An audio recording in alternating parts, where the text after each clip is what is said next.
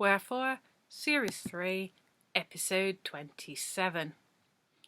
The Hypothetical Gentleman's Sauntering Association approaches July with some cautious enthusiasm. There are interesting dates in the offing that could be celebrated through the medium of feet. The 13th of July is poet John Clare's birthday. One of the things he is known for is walking 80 miles to escape from an asylum and return to his home. He ate grass along the way. The hypothetical gentleman acknowledged that 80 miles is going to be a bit much and that none of them wants to get anywhere near Northampton. Stroud has celebrated Clare's birthday before with walks in which people may or may not have been moved to eat the grass. Beer and poetry seem like the better way to go. Simon Patterson is the latest person to have become obsessed with Ditchley Yat. This is a consequence of finding he is in no way related to a somewhat more famous Simon Patterson, ditch diver and bog swimmer, whose book about getting into dirty water proved surprisingly popular. Having discovered a little of the strange history of the previous Simon Patterson's time in Ditchley, the current bearer of the name has been reading everything he can find about this mysterious and mobile valley. The general consensus is that July is the month in which Thorold's Day is traditionally celebrated.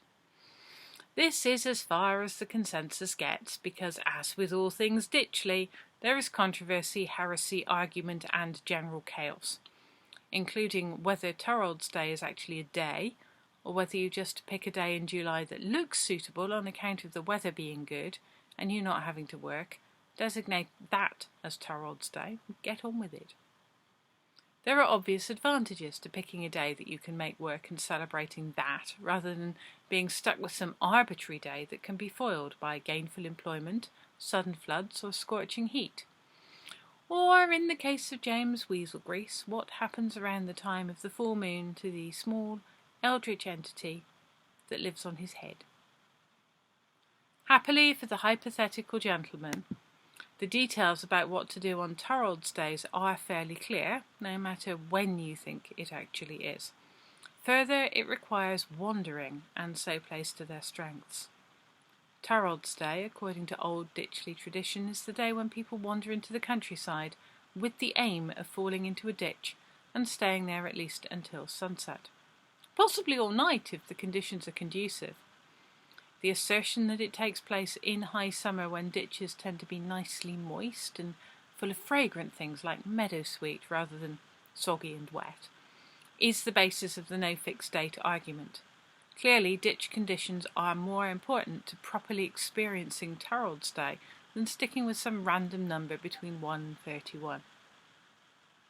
It is recommended that you do not get into a discussion with any Ditchley scholars about the number of days in July, or whether Ditchley has 13 months rather than the usual 12, in line with occult principles, moons, and a general desire to confuse the hell out of anyone who examines these details too closely.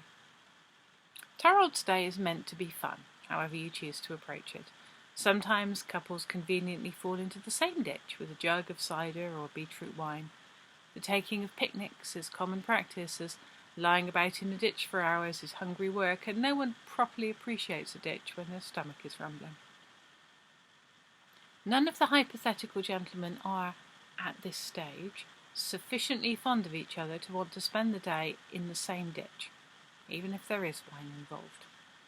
They agree to designate Thorold's Day based on personal convenience, to celebrate it alone in the ditch they have wandered to, and to plan that bit as much or as little as each of them sees fit. The experience will be recorded by whatever means appeals most, or not recorded at all, and ditch experiences will be shared at their leisure.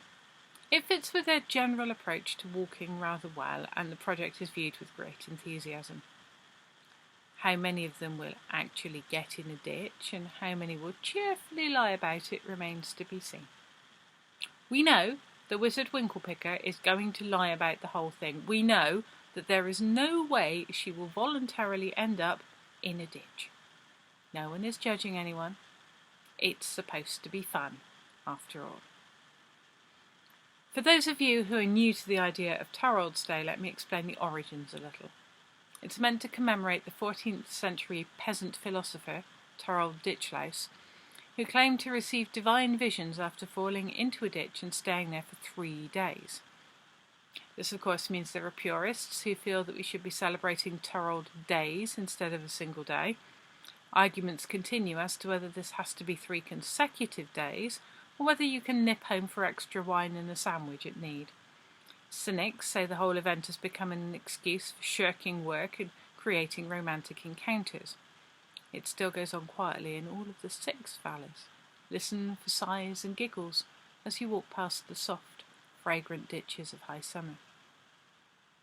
It's important to note that most of Thorold's visions concerned the whore of Babylon and her great beast, and were also about the colour of Joseph of Arimathea's codpiece, blue, and why broad beans are the instrument of Satan, and so on. More precisely, what it is important to note is that almost everything pertaining to Thorold's actual philosophy has been ignored by Thorold Day celebrations for at least 200 years.